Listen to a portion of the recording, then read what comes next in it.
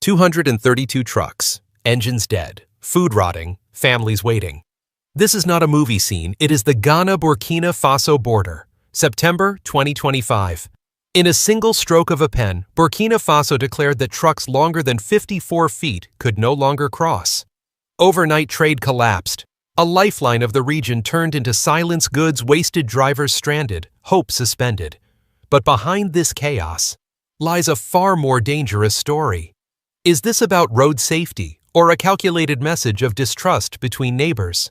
Is West Africa witnessing the slow collapse of regional unity under ECOWAS?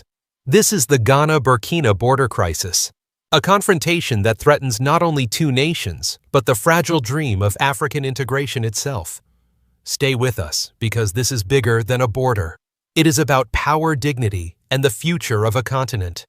Subscribe now and stand with us as we tell Africa's story in our own voice. To understand the Ghana-Burkina Faso border crisis, we must begin with the decision that ignited it. In early September 2025, the government of Burkina Faso introduced a directive that banned all trucks exceeding 54 feet in length from entering its territory. Officials defended this measure as necessary for national security, pointing to the fragile situation in the wider Sahel region, where armed groups have exploited porous frontiers for years. On the surface, the directive appeared to be a technical regulation, a matter of road safety and border control.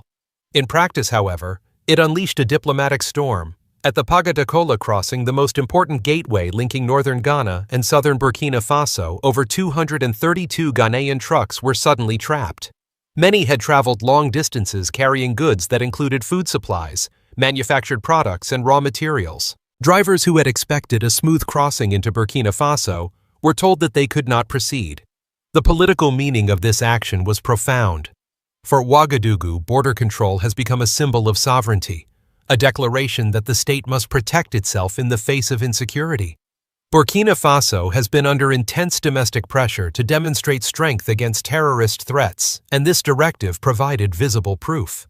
Yet that proof came at a cost. The very trade routes that sustain the economies of both countries were brought to a standstill. The economic consequences appeared within days. Long queues formed on both sides of the frontier. Perishable goods such as fish, vegetables, and fruits began to spoil in the relentless sun.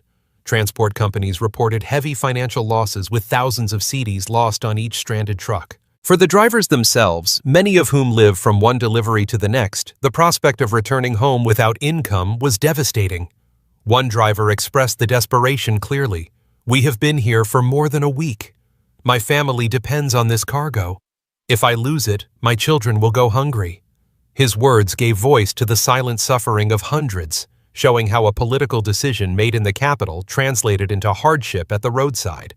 Beyond the human tragedy lay a deeper question. Was this directive really about the technicalities of vehicle length? Or was it a calculated signal aimed at Ghana? Analysts observed that Burkina Faso has grown increasingly wary of Accra's close relations with Western partners, particularly the United States. From this perspective, the border directive could be interpreted as more than a transport rule. It could be seen as a message of distrust.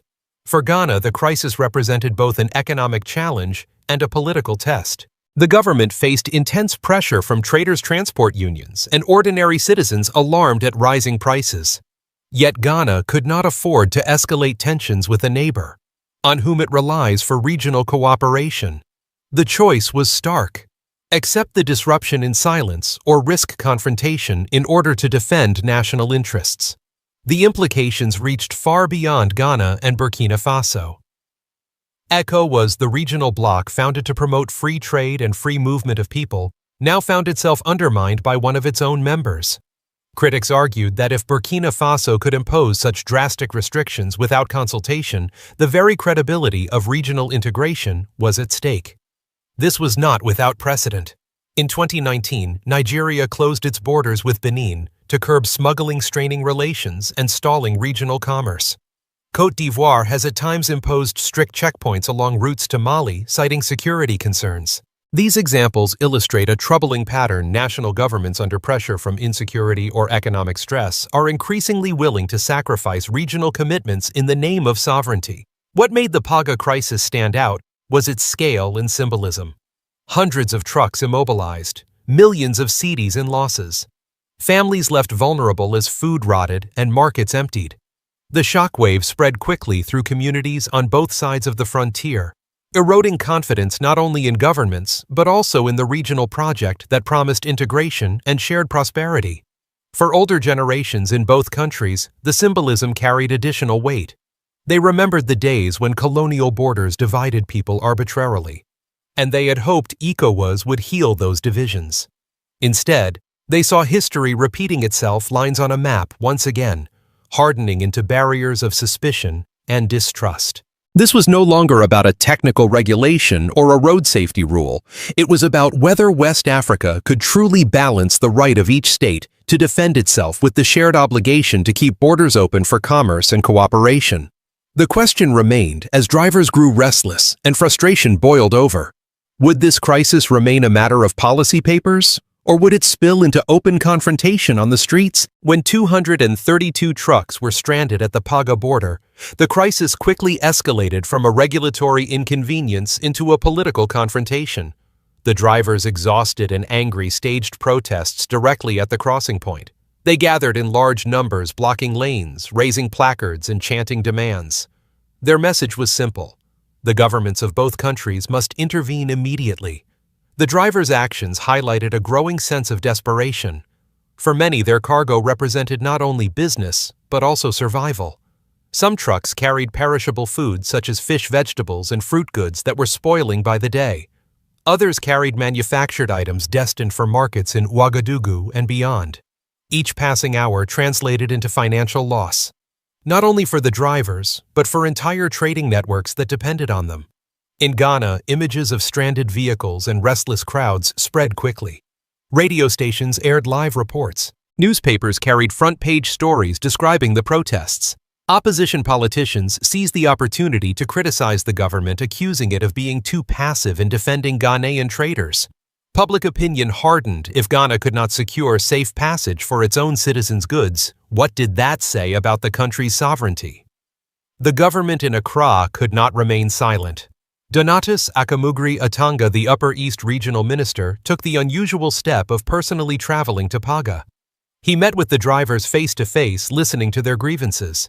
His presence was intended to show solidarity, but it was also a political necessity. By speaking directly to the drivers, the minister sought to ease tensions and prevent protests from spiraling into violence. Atanga's mission did not stop at Paga. He crossed into Burkina Faso to meet with border authorities at Dakola. Reports confirmed that discussions were candid but tense.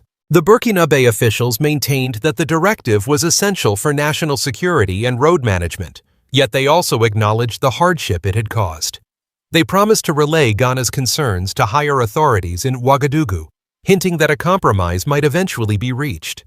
The diplomatic exchange illustrated the delicate balance between assertion and concession. Burkina Faso could not afford to appear weak at a time when its leadership is under pressure to prove its control over the national territory. Yet it also risked straining relations with a key neighbor whose markets and supply chains are vital to the Burkinabe economy. For Ghana, the dilemma was equally sharp: how to demand fairness without provoking a deeper rupture in bilateral ties. At the regional level, ECOWAS watched with unease. The crisis at Paga came at a time when the bloc's credibility was already questioned, following a wave of military coups in the Sahel, and growing skepticism about its ability to enforce norms. If Ghana and Burkina Faso, two member states, could not resolve a border dispute peacefully and quickly, what did that say about the effectiveness of regional integration? The drivers themselves became symbols of this larger struggle. Their protests were not only about cargo, but about dignity. By blocking roads and threatening to escalate their demonstrations, they forced politicians to act.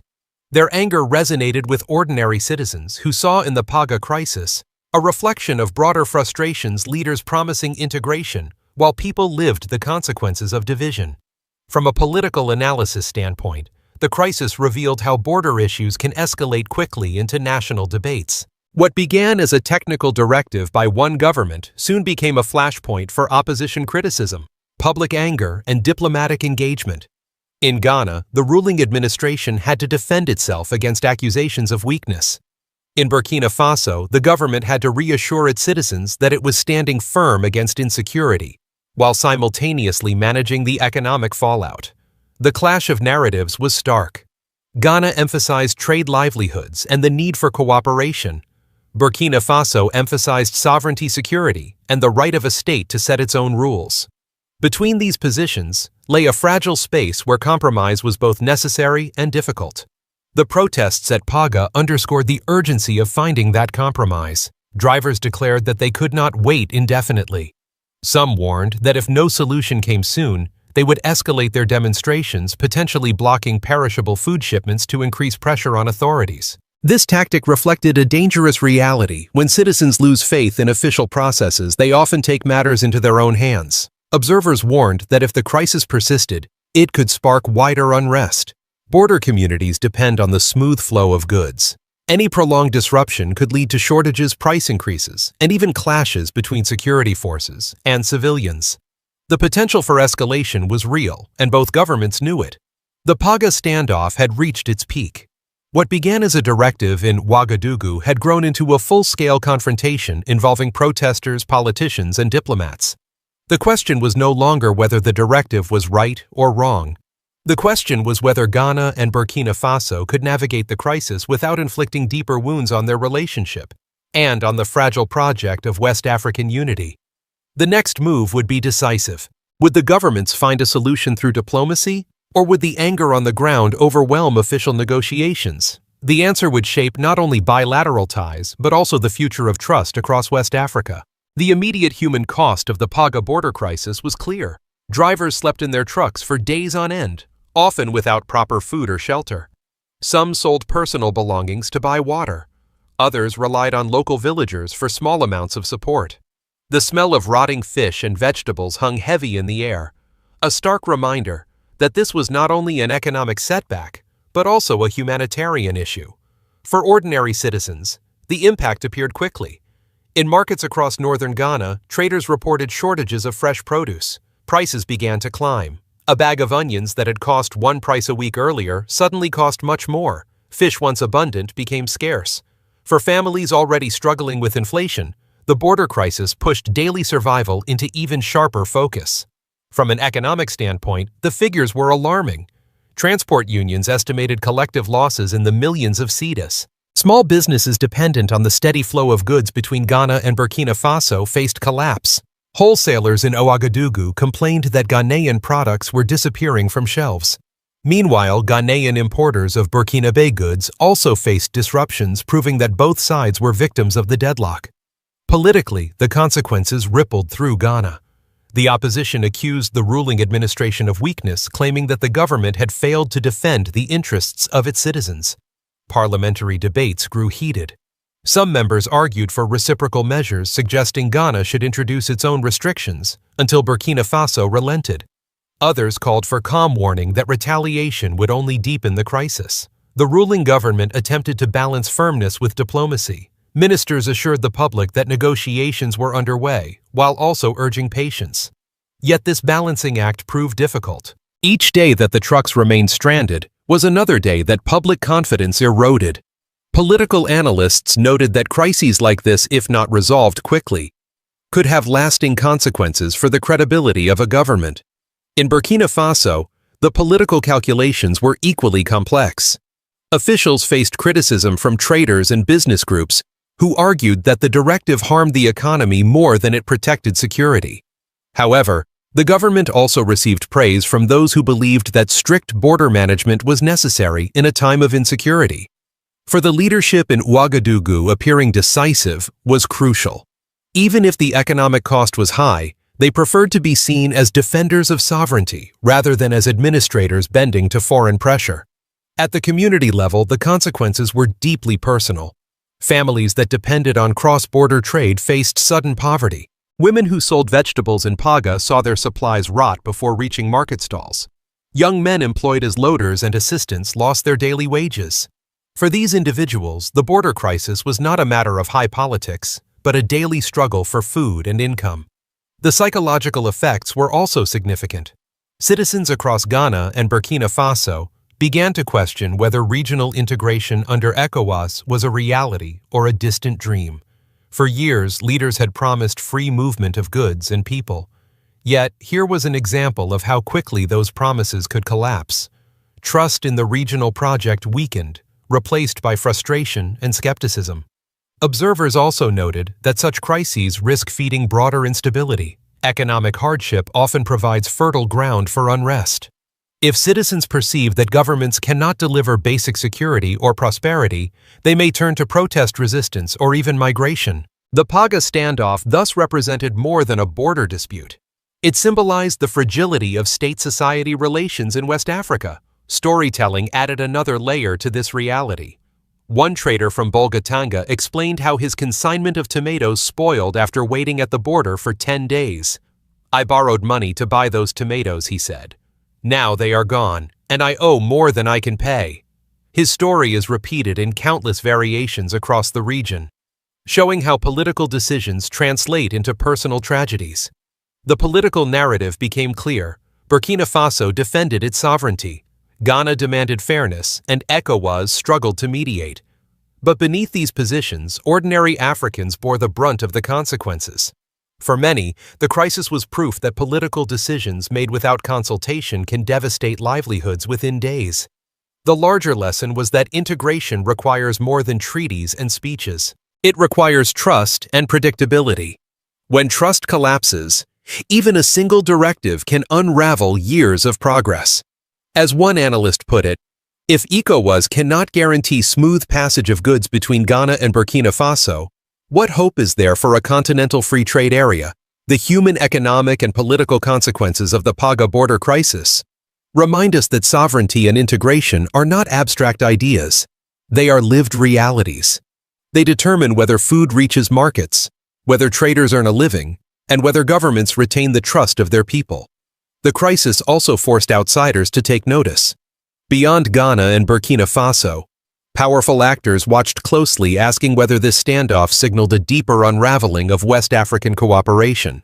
The answer would soon come from the international stage. The border crisis between Ghana and Burkina Faso did not go unnoticed by the wider world. In Washington, policymakers watched carefully. Ghana has long been considered a reliable partner of the United States, particularly in the areas of security cooperation and economic reform.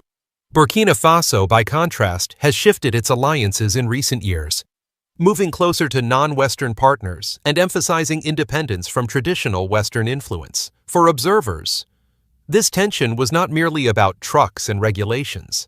It was about geopolitics. Ouagadougou's sudden decision to restrict border traffic was interpreted by some analysts as a subtle message to Accra. We do not fully trust your ties with the West. In the complex chessboard of West Africa, where military coups, shifting alliances, and external interventions are increasingly common, every border decision carries political weight. The European Union expressed concern about the disruption of trade. Officials in Brussels emphasized that regional integration under ECOWAS is essential for stability and prosperity. Yet their statements were cautious, reflecting limited influence over events unfolding in the Sahel. Russia and China, meanwhile, observed from a distance.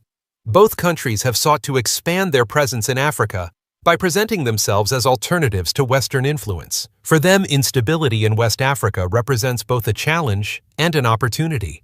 If Ghana leans too heavily on the United States and Burkina Faso resists outside powers, may step in to offer new partnerships.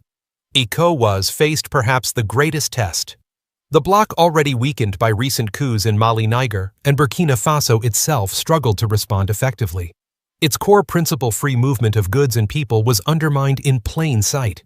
The inability to prevent or resolve the crisis at Paga raised doubts about its credibility. Citizens who once believed in regional unity now questioned whether ECOWAS could deliver anything more than declarations. For the United States, the Paga crisis was a reminder of the delicate balance in its Africa policy. On one hand, Washington values Ghana as a democratic partner. On the other hand, it recognizes that overt alignment with Ghana risks pushing neighbors like Burkina Faso further away. This balancing act underscores a larger truth. West Africa is no longer a space where external powers can dictate terms without consequence. Every action is scrutinized, every alliance contested. The crisis also drew the attention of international media. Commentators pointed out that if a single directive in Ouagadougou could disrupt trade so drastically, what would happen if other states followed the same path? Could the entire regional economy be held hostage to unilateral decisions? The global response underscored the broader implications of the crisis. This was not only about Ghana and Burkina Faso. It was about the future of integration, the credibility of regional institutions, and the place of Africa in a multipolar world. The next question was unavoidable. Could Africa find its own solution? Or would the continent's choices once again be shaped by outside forces? As the dust of the Paga crisis settled, one truth became undeniable. West Africa stands at a crossroads. The decision by Burkina Faso to enforce new border rules was not just a temporary disruption. It was a signal that the region faces a choice between two futures. The first path is one of fragmentation. If every state chooses to act unilaterally in the name of sovereignty, regional cooperation will collapse. Borders will harden, trade will slow, and the dream of integration will fade. Citizens will pay the price in higher costs, limited opportunities, and greater instability. The Paga standoff showed how quickly a single directive can unravel trust built over decades. If repeated elsewhere, it could dismantle the fragile network that binds the region together. The second path is one of renewed integration. The crisis revealed weaknesses, but it also highlighted possibilities. Ghana and Burkina Faso, despite their tensions, engaged in dialogue. Local communities, drivers, and business groups raised their voices, forcing leaders to respond. This demonstrates that people on both sides of the border still believe in cooperation. If governments listen, reform border management, and coordinate policies, they can transform this crisis into a foundation for stronger ties. For ECOWAS, the choice is equally stark. Either it remains passive issuing statements while member states retreat into nationalism, or it reasserts itself as a true guarantor of integration. This would require new mechanisms to resolve disputes, enforce rules, and protect ordinary citizens from the consequences of political decisions. Without such action, ECOWAS risks becoming irrelevant. The role of African citizens, especially the older generation, is critical. Those who lived through colonial divisions understand the cost of disunity. They know that borders once hardened can separate families, communities, and economies. Their voices remind the younger generation that sovereignty must not come at the expense of solidarity. In this way, elders carry a moral authority that political leaders often lack. Looking ahead, the continent must also prepare for external pressures. Global powers will continue to watch and intervene. But Africa's strength will lie in choosing its own direction. If West African states stand together, they can negotiate from a position of dignity. If they remain divided, they will be shaped by forces beyond their control. The Paga crisis, though painful, offers a lesson. Integration is not guaranteed. It must be defended, renewed, and made real in the daily lives of people. The choice belongs to Africa division, or unity fragmentation, or cooperation, dependency, or dignity. The next step will decide more than trade flows. It will decide whether Africa moves forward as one, or whether it remains a continent defined by borders that divide instead of bridges that unite. The events at the Paga de Kola crossing revealed more than a clash of regulations. They exposed the fragile balance between national sovereignty and regional solidarity. Hundreds of stranded trucks, spoiled food, and frustrated drivers became symbols of a deeper struggle whether West Africa can hold together under pressure or whether it will fragment into competing states. The Ghana-Burkina border crisis is not an isolated incident. It is part of a wider pattern of West Africa trade tensions, where governments faced with insecurity and uncertainty are tempted to retreat behind barriers. Yet history shows that division carries its own heavy cost. Every closed border means higher prices, fewer opportunities, and weaker communities. But there is also hope. Dialogue between Accra and Ouagadougou demonstrated that even in conflict, the door to negotiation remains open. Citizens raised their voices, proving that ordinary Africans still believe in cooperation. Elders who remember the scars of colonial borders remind us that unity is not a luxury, it is a necessity. Their call is clear. Africa must not let fear or suspicion undo the progress of integration. Looking forward, the question is not whether crises will come. They surely will. The question is whether the continent can learn from them. If West African nations build stronger systems of consultation, if ECOWAS reclaims its role as guardian of integration, and if leaders put people above politics, then the next crisis will not divide, but unite. This story challenges each of us. It asks, will Africa be defined by its lines of division or by its bridges of cooperation? The answer lies not in speeches, but in choices. Choices made by leaders, by communities, and by citizens who refuse to accept disunity as destiny. If this story moves your spirit, do not scroll past. Like, share, and subscribe. Our voices were silenced for too long. Together, we must speak Africa's future aloud. In the comments, tell us your thoughts. Right? It's time for Africa. Because history is not only what is remembered, it is what we choose to create today. And so as the dust settles on the Ghana-Burkina border crisis, one truth remains: Africa's future will not be handed down by outsiders. It will be written by Africans through unity, dignity, and the courage to stand together.